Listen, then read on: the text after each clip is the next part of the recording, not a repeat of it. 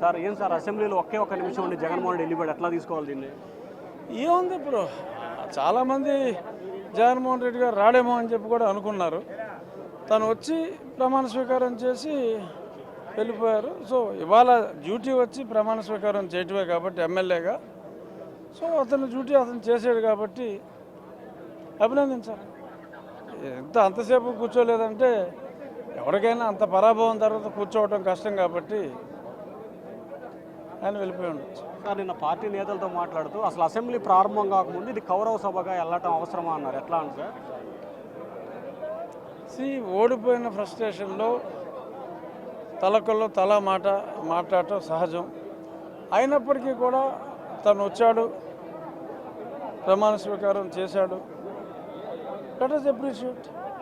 ఏం మాట్లాడినా 4 ఓళ్ళ మధ్యన పబ్లిక్గా అతను వచ్చాడు, ప్రమాణ స్వీకారం చేశాడు. మొదటి రోజే ప్రమాణ స్వీకారం.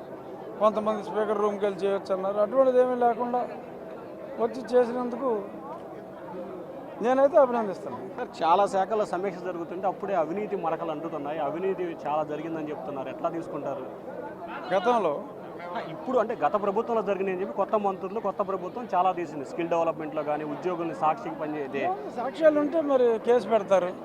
మరి గతంలో ఆయన సాక్ష్యాలు లేకపోయినా కేసులు పెట్టారు. ఇప్పుడు సాక్ష్యాలు ఉంటే కేసులు పెడతారు.